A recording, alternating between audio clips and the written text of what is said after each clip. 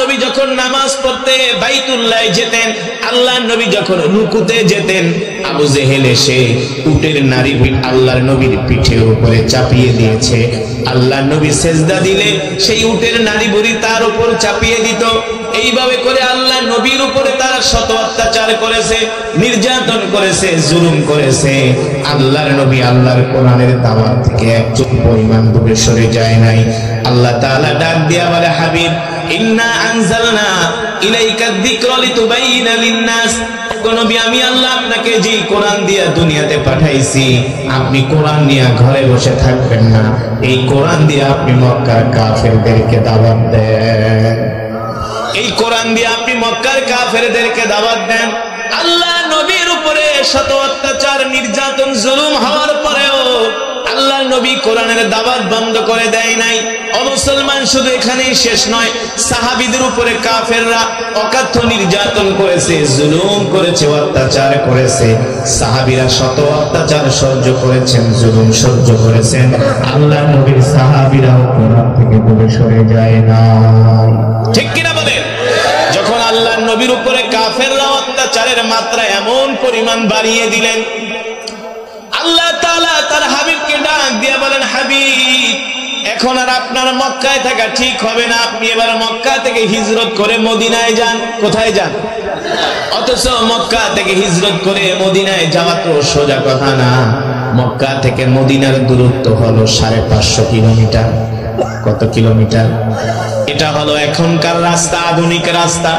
1450 বছর আগে কোনো আধুনিক রাস্তাঘাট ছিল না। সেই সময় হিসাব করলে রাস্তা হবে প্রায় 1500 কিলোমিটার। আল্লাহ নবীর পাহাড়ের বাঁকা পথ, আঁকা বাঁকা পথ পাড়ি দিয়ে, মরুভূমি পাড়ি দিয়ে, পাহাড়িময় বালুকাময় রাস্তা পাড়ি দিয়ে আল্লাহ নবী মক্কা থেকে হিজরত করে মদিনায় যাবে, এটা তো সোজা কথা নয়। আল্লাহ নবী, আল্লাহ তাআলা নির্দেশ দিলেন, হাবিব আপনি আর দেরি করবেন না, আপনি এখনই বের হয়ে যান। আল্লাহ নবী তার সাহাবী আবু বকরকে নিয়ে মক্কা থেকে গভীর রজনীতে বের হয়ে গেলেন, মদিনার উদ্দেশ্যে বের হয়ে গেলেন। আল্লাহ নবীর পিছনে মক্কার কাফেরেরা ধাওয়া শুরু করলো। সাইয়েদনা আবু বকর বলে, আমি আল্লাহ নবীর সাথে হিজরতের সাথে ছিলাম। আমরা যখন পাহাড়ি রাস্তা দিয়ে যাচ্ছি, আমরা দেখতেছি মক্কার কাফেররা আমাদেরকে পিছন থেকে ধাওয়া করতেছে। আমি ভয় পেয়ে গেলাম। আল্লাহ নবীকে ডাক দিয়া বললাম, ওগো আল্লাহর নবী, মক্কার কাফেররা আমাদেরকে চতুর্দিক থেকে ঘিরে ফেলেছে, মক্কার কাফেররা আমাদের উপরে আক্রমণ করবে। আল্লাহ নবী ডাক দিয়া বলে, আবু বকর ভয় করবেন না, আমরা যেই রবের কথা অনুসারে, যেই রবের নির্দেশ পালনের জন্য মক্কা থেকে হিজরত করে মদিনায় যাচ্ছি, আপনার কোনো চিন্তা নাই, আমারও কোনো চিন্তা নাই। আমাদের জান মালের হেফাজত করবে আল্লাহ রাব্বুল আলামিন। এই বিষয় নিয়ে আপনাকে আমাকে কোনো চিন্তা করতে হবে না। সাইয়েদনা আবু বকর বলেন, পাহাড়ি পথ নিয়ে, পাহাড়ি পথ দিয়ে আমরা আল্লাহর নবীকে নিয়ে মদিনার উদ্দেশ্যে হিজরত করতেছি। আমরা মদিনার উদ্দেশ্যে যাত্রা করে দিলাম, হাঁটা শুরু করলাম। হাঁটতে হাঁটতে আল্লাহর নবী ক্লান্ত হয়ে গেলেন। যখন দুপুর বেলা হলো, দেখি আকাশের রৌদ্রের তাপ বেড়ে যাচ্ছে। সুবহানাল্লাহ বলেন। মরুভূমিতে যদি আকাশের রৌদ্রের তাপ বেড়ে যায়, আর যদি পাহাড় থাকে, পাহাড়ের মধ্যে যদি পাথর থাকে, সেই পাথর আরো দ্বিগুণ তাপময় হয়ে যায়। ঠিক কিনা বলেন? রৌদ্রের তাপে আল্লাহর নবী ক্লান্ত হয়ে গেলেন, পাহাড় গরম হয়ে গেছে। মনে হয় পাহাড়ের উপরে পাড়া দিলে, মনে হয় পাথরের উপরে পাড়া দিলে পা গুলো পড়ে যায়। আমি দেখতেছি আল্লাহর নবী রাস্তা দিয়ে আমাকে নিয়ে হেঁটে যাচ্ছেন, আর ওই পাহাড়ের পাথরগুলো আল্লাহর নবীকে দেখে সালাম দিচ্ছেন। পাথরগুলো আল্লাহর নবীকে বলেন, আসসালামু আলাইকা ইয়া রাসূলুল্লাহ। আল্লাহু আকবার। আল্লাহর নবী ডাক দিয়া বলে, পাথর আমাকে সালাম দাও। পাথর বলে, কেন সালাম দিব না? আপনি শুধু মানুষের নবী না, আপনি আমাদেরও নবী। শুধু পাথরই নবীকে সালাম দেয় না, গাছগুলো নবীকে সালাম দেয়। আল্লাহু আকবার। আল্লাহ নবী ডাক দিয়া বলে, গাছ সালাম দিলা কারণ কি? গাছগুলো ডাক দিয়া বলে, ওগো আল্লাহর নবী, আপনি শুধু মানুষের নবী না, আপনি আমাদের নবী। আল্লাহু আকবার। সাতি শাজারু নাতাকাল হাজারু শাক্কাল কমারু বিইশারাতিহি। আমার নবী শুধু মানুষের নবী ছিলেন না, আমার নবী গাছের নবী ছিলেন, আমার নবী মাছের নবী ছিলেন, আমার নবী হরিণের আমার নবী হরিণের নবী ছিলেন। আমার নবী এই পৃথিবীর জমিনে যত কীট পতঙ্গ আল্লাহ সৃষ্টি করেছে সবার নবী করে আল্লাহ তাআলা আমার নবীকে দুনিয়াতে পাঠিয়েছেন, ঠিক কিনা বলেন? এই কারণে আল্লাহ তাআলা কোরআনুল কারীমের মধ্যে বলছেন, ওয়ামা আরসালনাকা ইল্লা রাহমাতাল লিল আলামিন। আল্লাহু আকবার। আল্লাহর নবী যখন হাঁটতে হাঁটতে ক্লান্ত হয়ে গেলেন, আমি নবীজিকে বললাম, ওগো নবীজি, আপনি তো হাঁটতে হাঁটতে ক্লান্ত হয়ে গেছেন, আমাকে একটু খেদমত করার সুযোগ দেন। আল্লাহর নবী ডাক দিয়ে বলে, আবু বকর আপনি কি খেদমত করবেন? আল্লাহর নবীকে হযরত আবু বকর বলে, ওগো নবীজি, আমি চাই আপনাকে একটু আমার কোলে তুলে নিব।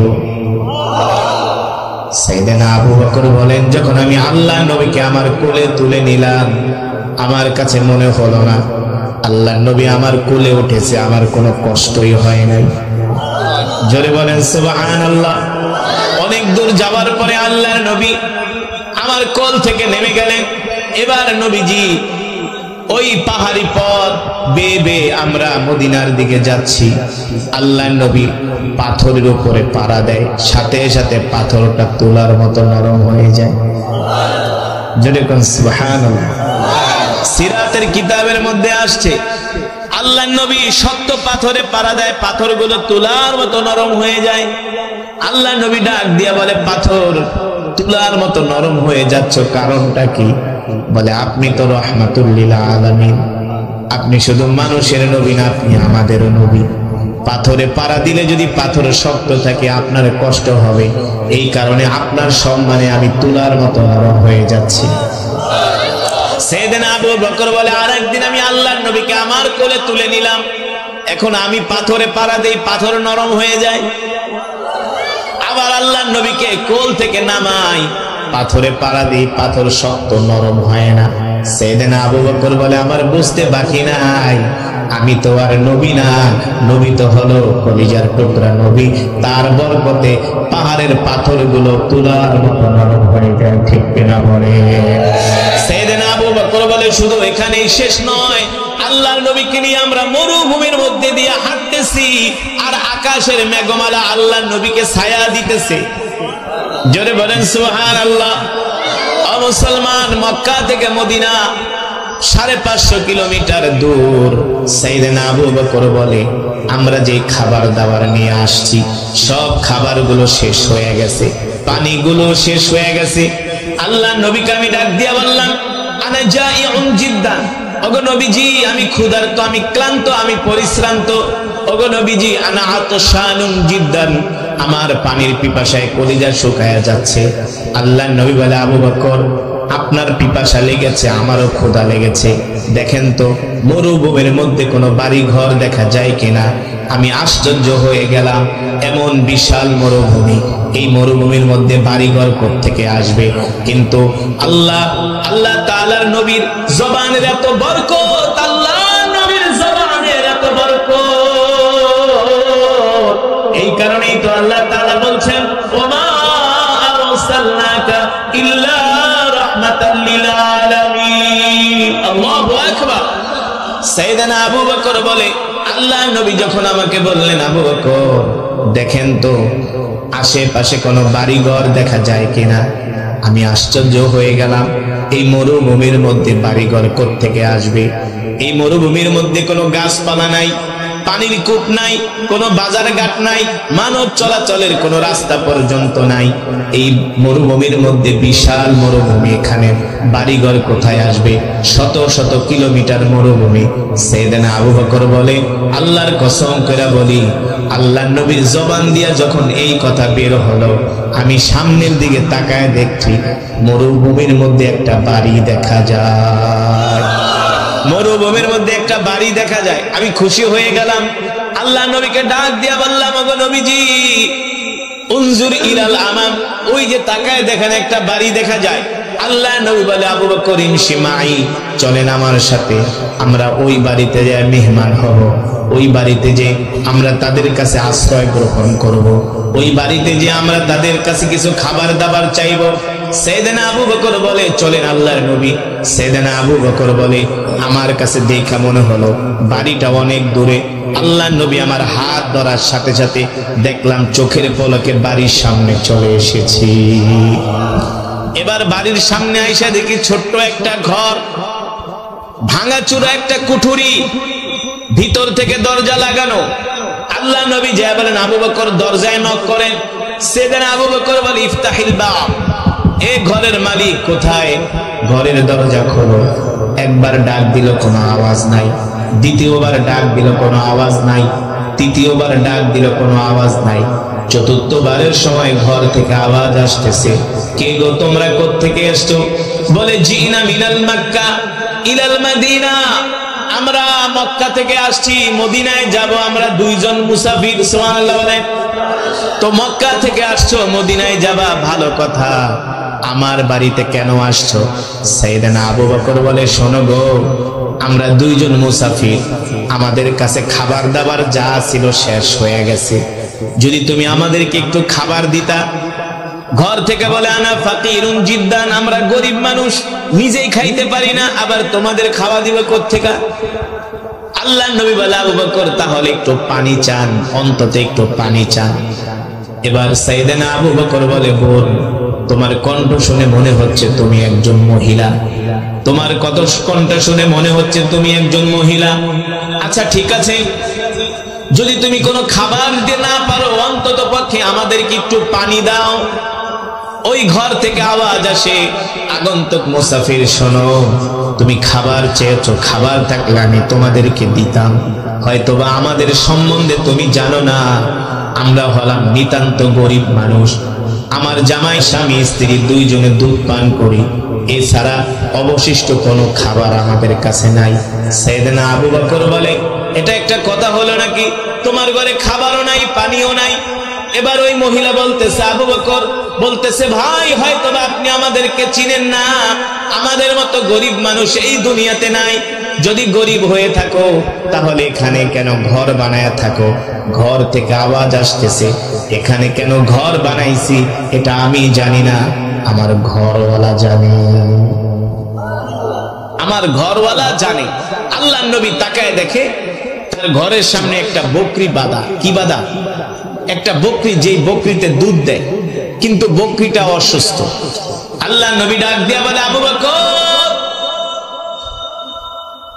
উম্মে মাবাদকে বলেন ঘরে খাবার নাই, পানিও নাই, ওনার ঘরের সামনে তো একটা বকরি বাঁধা আছে, যদি অনুমতি দেয় তাহলে আমরা বকরি থেকে একটু দুধ দহন করে দুইজনে পান করি। সাইয়েদনা আবু বকর বলে আল্লাহর নবী ভালো কথা বলেছেন, সুন্দর কথা বলেছেন।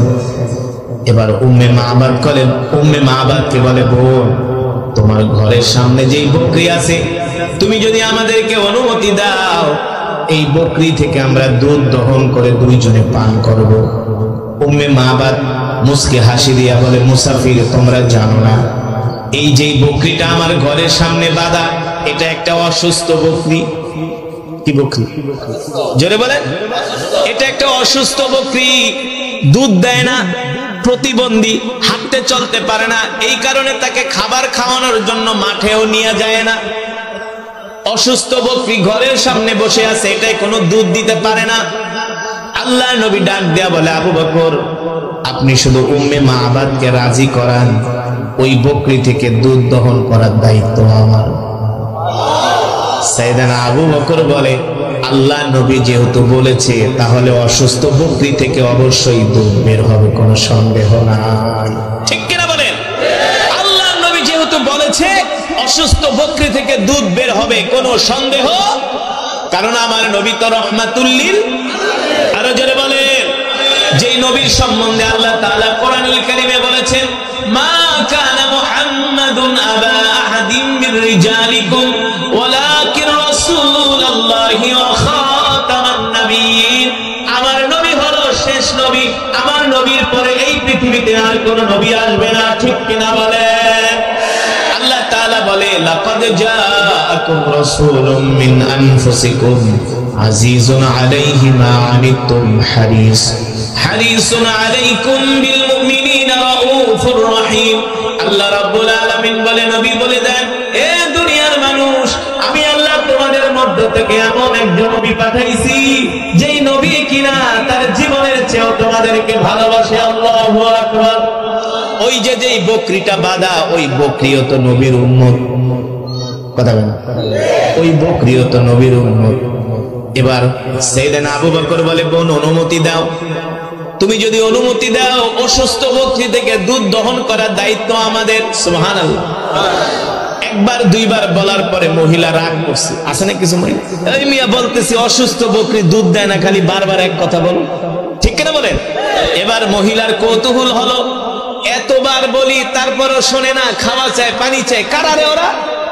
ঘরের দরজা খুলে ফাঁকা করে একটু তাকায় দেখে উম্মে মাবাদ আল্লাহ নবীর চেহারার দিকে তাকায়া উম্মে মাবাদ বলে, এ তো দুনিয়ার মানুষ না, মনে হয় আসমান থেকে আমার বাড়িতে চাঁদ উদিত হয়েছে।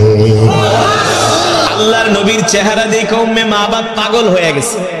এত সুন্দর চেহারার মানুষ, এই মানুষে আমি পানি দেই না, খাবার দেই না, দুধ দহন করতে দেই না, আমার মতো তো অকৃতজ্ঞ মানুষ হইতে পারে না। এত সুন্দর যুবক, আল্লাহর নবীর চেহারা দেখে উম্মে মাবাদ পাগল হয়ে গেছে। উম্মে মাবাদ বলে, আমি যখন নবী মুহাম্মদের চেহারা দেখলাম, আমি তাকে চন্দ্রের সাথে তুলনা করতে লাগলাম। আল্লাহর কসম করে বলি, চাঁদের চেয়েও আমার নবী আরো সুন্দর। উম্মে মাবাদ বলে, আমি আল্লাহর নবীর চেহারার দিকে এক নজর তাকাইলাম, দেখি তার চেহারা থেকে নূর চমকাইতেছে। আল্লাহর নবী সাইয়েদনা আবু বকরের সাথে আস্তে আস্তে করে কথা বলে, ফিসফিস করে কথা বলে। উম্মে মাবাদ বলে, আল্লাহি রাব্বিল কাবা, নবী মুহাম্মদ সাল্লাল্লাহু আলাইহি সাল্লামের কণ্ঠের মতো এত সুন্দর কণ্ঠ আমি পৃথিবীতে আজ পর্যন্ত শুনি না। উম্মে মাবাদ বলে, শুধু এটাই না, আল্লাহর নবীর চুলগুলো ছিল বাবরি চুল। কি ছিল? আল্লাহর নবীর চুলগুলো ছিল বাবরি চুল। উম্মে মাবাদ বলে, নবী মুহাম্মদ যখন হাঁটে দেখি তার চুলগুলো বাতাসের সাথে দোল খায়। আল্লাহু আকবার। এত সুন্দর চুলওয়ালা মানুষ যুবক আমি আজ পর্যন্ত কোনোদিন দেখি নাই। সুবহানাল্লাহ। আল্লাহর নবীর চেহারা দেখে আবার উম্মে মাবাদ কয়, এই ভাই, দুধ দোয়াইবেন তো দূরের কথা, পারলে বকরি খায়া ফেলান। সুবহানাল্লাহ।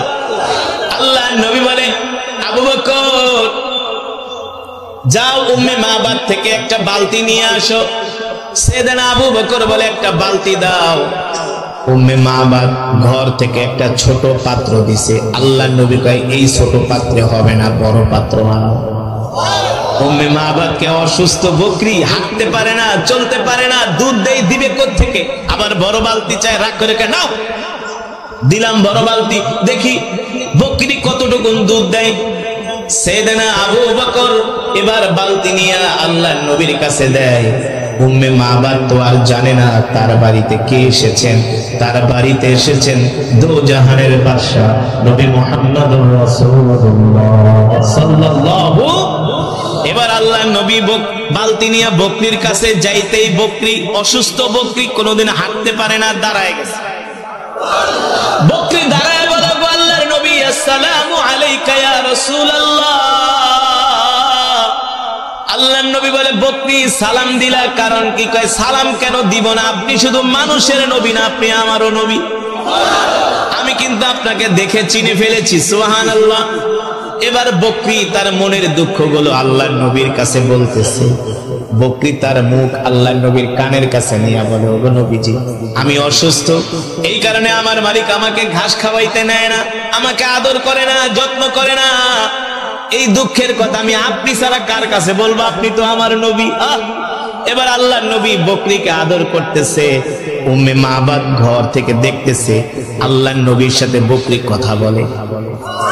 এবার বকরি মুস্কি মুস্কি হাসে আল্লাহর নবীকে পায়া। আল্লাহর নবীকে দেখাই বকরি সুস্থ হয়ে গেছে।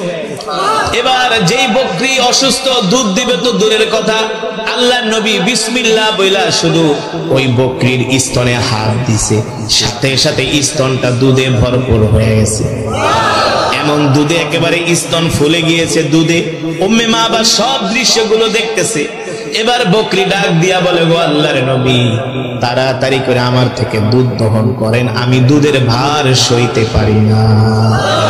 আল্লাহ নবী নিজের বরকতি হাত দিয়া দুধ দহন করেছেন। আমার নবী এমন নবী যিনি আমার নবী ছিলেন পৃথিবীর সবচেয়ে বড় ব্যবসায়ী। আম্মাজান খাদিজা আল্লাহ নবীকে ব্যবসা করার জন্য পাঠাইছে। সবার চেয়ে আল্লাহ নবীর ব্যবসায় ভালো প্রফিট এসেছে, ঠিক কিনা বলে? আমার নবীকে যেই জায়গায় দাঁড় করাবেন সব জায়গায় আমার নবী 100-তে 100, 100-তে 100 না, হাজারে লক্ষে কোটিতে 100, ঠিক কিনা বলে? আমার নবীকে যদি বাবার কাতারে দাঁড় করান, সৈয়দ হযরত ফাতেমা বলে আমার বাবার মতো এমন বাবা পৃথিবীতে নাই। আমার নবীকে যদি নানার কাতারে দাঁড় করান, হযরত হাসান হুসাইন বলে আমার নানার মতো এমন নানা পৃথিবীতে নাই। হযরতে আব্বাস বলে আমার নবীকে যদি চাচার কাতারে দাঁড় করান, আমার চাচার মতো চাচা পৃথিবীতে নাই। আল্লাহু আকবার। আমার নবীকে যদি রাষ্ট্রপ্রধানদের কাতারে দাঁড় করান, আমার নবীর মতো রাষ্ট্রপ্রধান এই পৃথিবীতে আসে নাই, আর কোনোদিন আসবেও না। আমরাও বলি আমাদের নবী হলো পৃথিবীর শ্রেষ্ঠ নবী, ঠিক কিনা বলেন? আল্লাহ তাআলা সেই কারণেই কোরআনে বলছেন, কুল ইন কুনতুম তুহিব্বুনাল্লাহ ফাত্তাবিউনি ইউহিব্বুকুমুল্লাহ ওয়া ইয়াগফির লাকুম যুনুবাকুম ওয়াল্লাহু গফুরুর রহিম। আল্লাহু আকবার। আল্লাহ রাব্বুল আলামিন বলে, দুনিয়ার মানুষ, তোমরা যদি আল্লাহকে পেতে চাও তাহলে সর্বপ্রথম তোমরা তোমাদের নবীকে ভালোবাসো। কাকে ভালোবাসো? আরো জোরে বলেন। আল্লাহ তাআলা বলে, তোমরা যদি আল্লাহকে পেতে চাও সর্বপ্রথম তোমরা তোমাদের নবীকে ভালোবাসো। যদি নবীকে ভালোবাসতে না পারো তাহলে তোমরা মুমিন হতে পারবে না, ঠিক কিনা বলেন? শুধু নবীকে মুখে মুখে ভালোবাসলে হবে না, আল্লাহর নবীকে জীবন দিয়ে ভালোবাসতে হবে, ঠিক কিনা বলেন? নিজের সব কিছুর চেয়ে আল্লাহর নবীকে ভালোবাসতে হবে, ঠিক কিনা বলেন? নিজের সন্তানের চেয়ে আল্লাহর নবীকে ভালোবাসতে হবে, নিজের পরিবারের চেয়ে আল্লাহর নবীকে ভালোবাসতে হবে। কারণ নবীর হাতেই থাকবে জান্নাতের চাবি। নবীর সুপারিশ সাফায়াত ছাড়া কেউ জান্নাতে যেতে পারবে না। পারবে? জোরে বলেন। এবার মনে আছে নাকি ওই ঘটনা? কি করছেন আল্লাহর নবী? দুধের বানে হাত দিয়েছেন, সাথে সাথে দুধ ভরপুর হয়ে গেছে। এবার আল্লাহর নবী দুধ দহন করতেছে আর বালতি ভরতেছে। উম্মে মাবাদ ঘর থেকে তাকায় তাকায় দেখতেছে, এটা আবার কোন আজব মেহমান। এমন মেহমান তো জীবনও কোনোদিন। যেই মেহমান বাড়িতে ঢোকার পরে বরকত শুরু হয়ে গেছে। উম্মে মাবাদ বলে, মেহমান ঘরের বাড়িতে ঢোকার সাথে সাথেই বরকত বের শুরু হয়ে গেছে। এবার নবীজি নিজের হাত দিয়ে দুধ দহন করতেছে। দুধ দহন করতে করতে একেবারে বালতি ভরে গেছে। অনেক বড় বালতি দুধে ভরপুর হয়ে গেছে।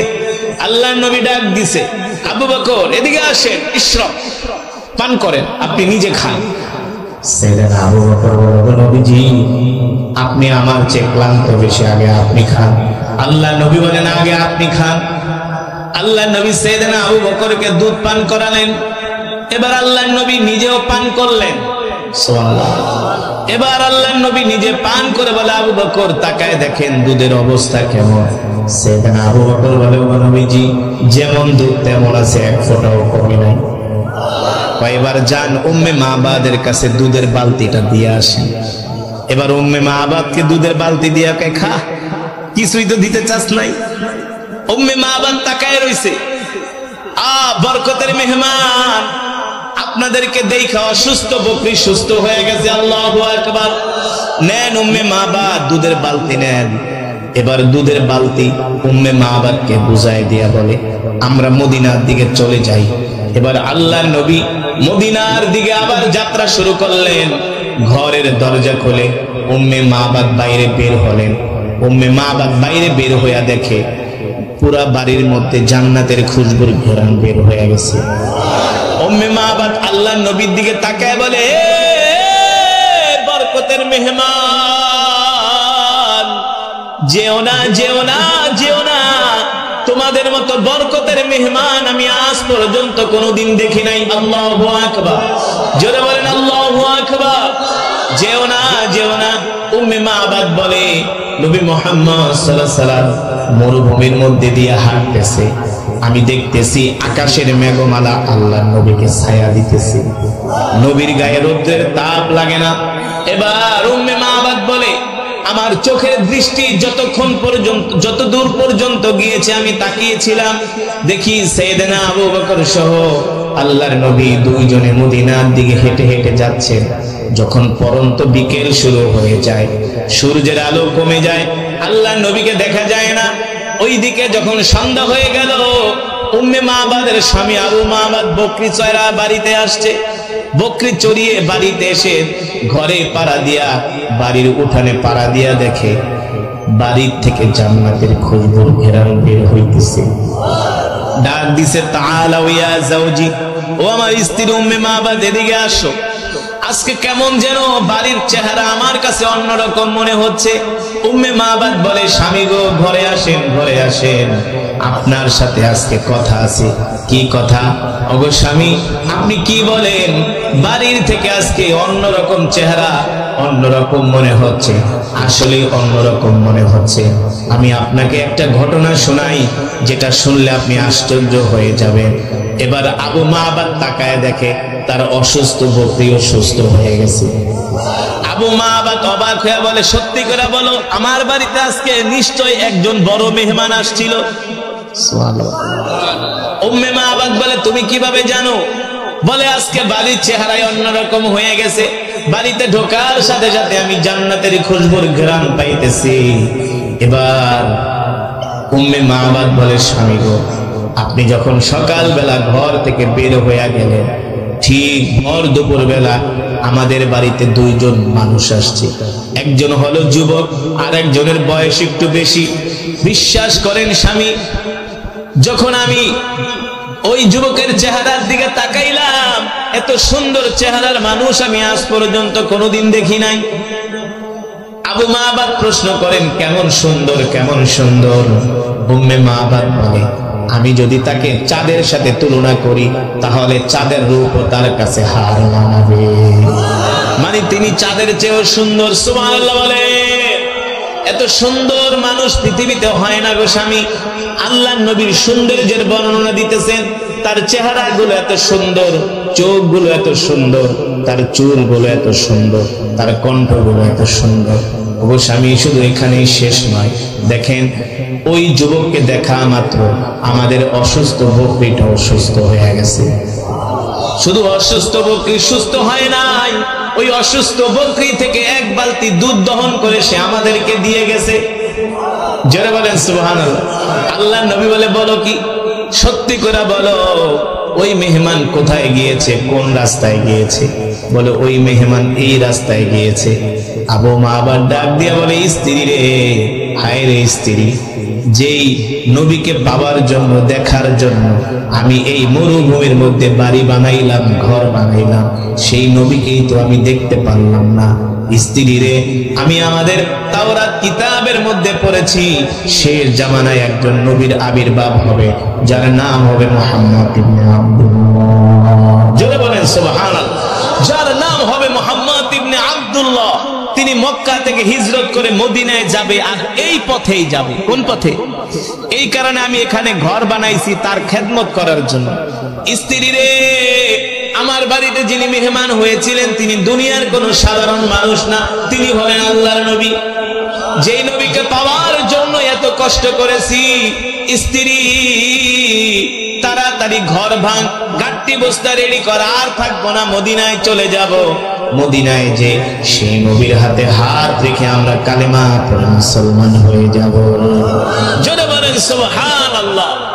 আবু মাবাদ তার ঘর বাড়ি ভাঙ্গা, লোটা ঘটি যা ছিল, গাট্টি বস্তা, ভেড়া বকরি নিয়ে তিনি মদিনার দিকে রওনা শুরু করলেন, যে আর দেরি করব না, যেই নবীকে পাওয়ার জন্য, যেই নবীকে দেখার জন্য এই মরুভূমির ভিতরে ঘর বানাইলাম, এতটা বছর ছিলাম, চলো স্ত্রী সেই নবীর হাতে হাত রেখে কালেমা পড়ে মুসলমান হয়ে যাব।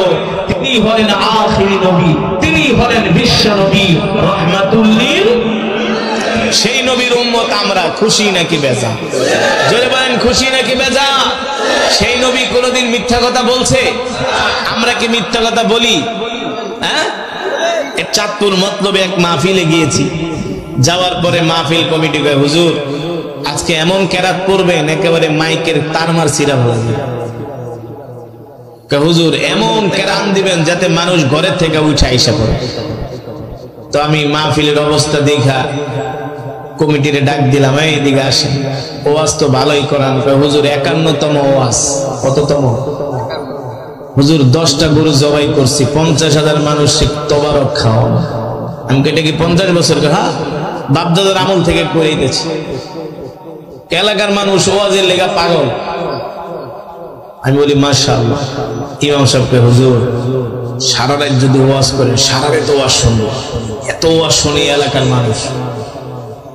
তা আমি ডাক দিলাম, ইমাম সাহেব এদিকে আসেন, আপনার মুসল্লিরা তো খুব ধার্মিক। হুজুর একটা কথা বললেন, খুব ধার্মিক, সারাদিন ওয়াজ শুনি। তো মাশাআল্লাহ। তো মসজিদে তো সুন্দর। হুজুর গ্রামের মসজিদে এসি লাগাইছি, বুঝেন না, মানুষ খুব দান করে।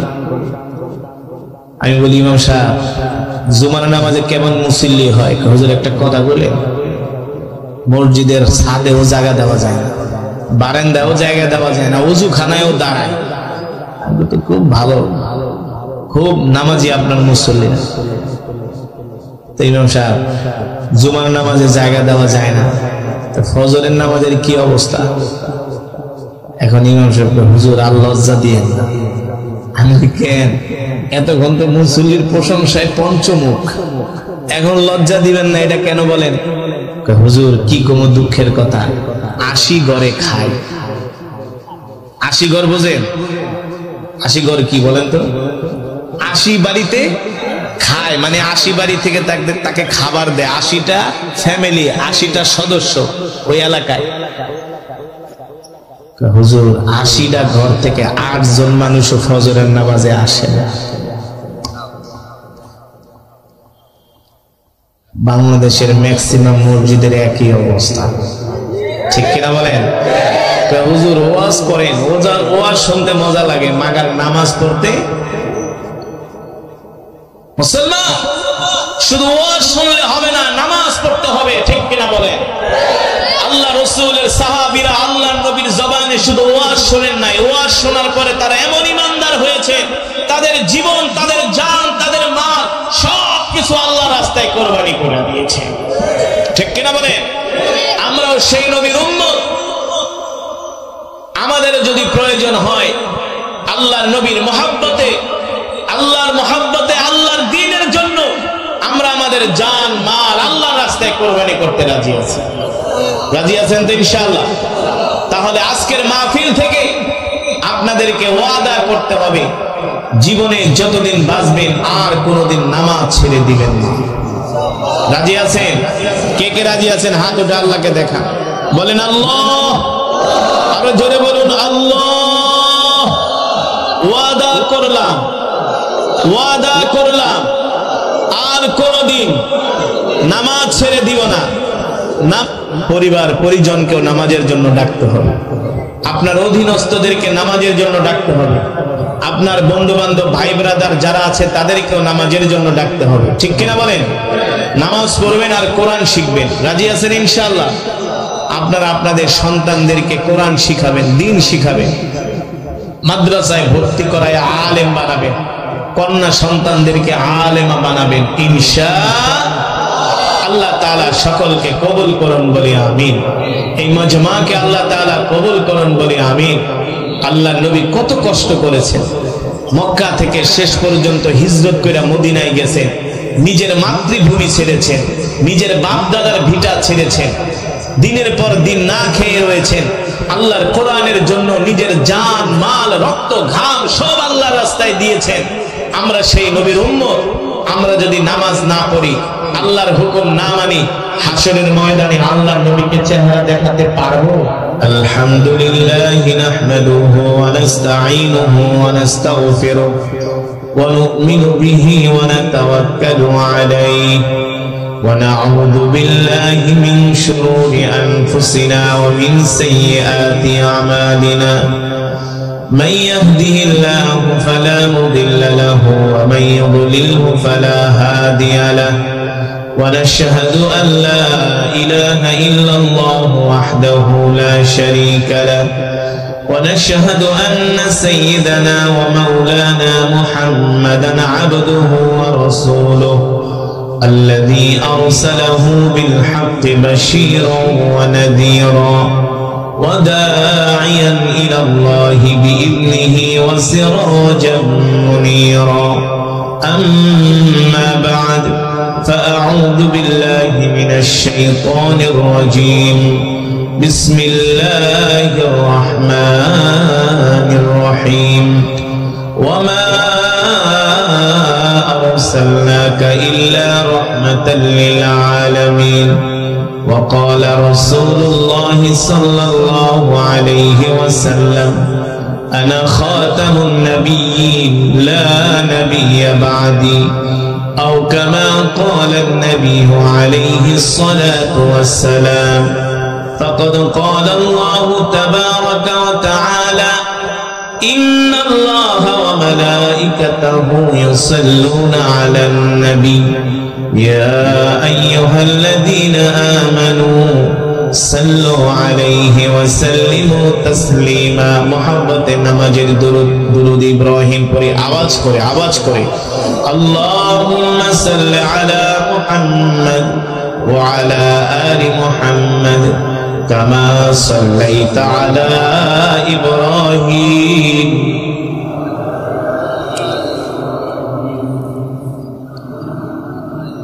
শুনুন আপনাদের কি নবীজির নামে দুরূদ পড়তে কষ্ট হয় তাহলে এত আস্তে কেন জানেন দুরূদের কি ফজিলত আল্লাহর নবী বলেছেন কেউ যদি উম্মত আমার নামে একবার দুরূদ পড়ে আল্লাহ তাআলা সাথে সাথে তার উপরে 10 বার রহমত নাজিল করে মান সাল্লা ওয়াহিদান সাল্লাল্লাহু আলাইহি ওয়াসাল্লাম আশারা আল্লাহ রাসূল বলেন কেউ যদি আমার নামে একবার দুরূদ শরীফ পড়ে আল্লাহ তাআলা সাথে সাথে তার 10টা গুনাহ maaf করে দেন আমরা কি নবীজির সাথে জান্নাতে নবীজির কাছাকাছি থাকতে চাই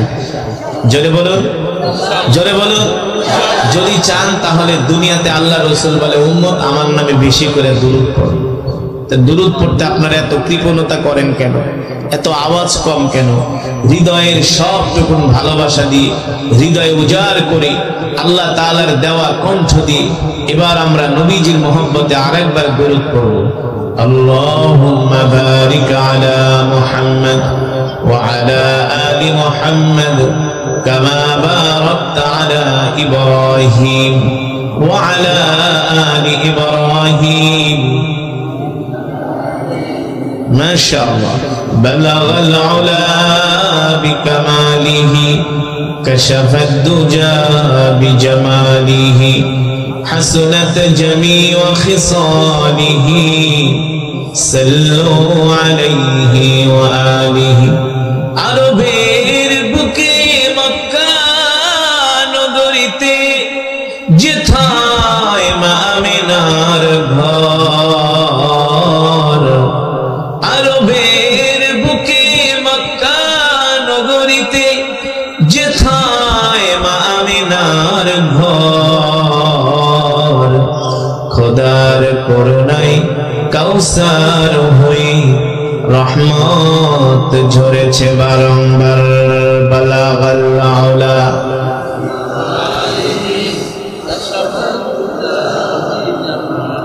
মাশাআল্লাহ হাসনাত জামিউ খিসালিহি আসুন ইমানদার মুসলমান মৃত্যুর কথা স্মরণ করে আল্লাহর প্রেমে পাগল হয়ে আমরা কিছুক্ষণ সময় জিকির করব আমাদের জিকিরের আওয়াজ শুনে আশেপাশের মানুষগুলো বলবে এখানে কিছু আল্লাহর পাগলেরা বসে আছে ঠিক কিনা বলেন আমরা কার পাগল আর জোরে বলেন আমরা কার পাগল আমরা দুনিয়ার পাগল হতে চাই না সম্পদের পাগল হতে চাই না নারীর পাগল হতে চাই না বাড়ির পাগল হতে চাই না আমরা আল্লাহ তাআলার পাগল হতে চাই আসুন সেই মাওলার প্রেমের জিকির করি লা ইলাহা ইল্লাল্লাহ লা ইলাহা ইল্লাল্লাহ লা ইলাহা ইল্লাল্লাহ লা ইলাহা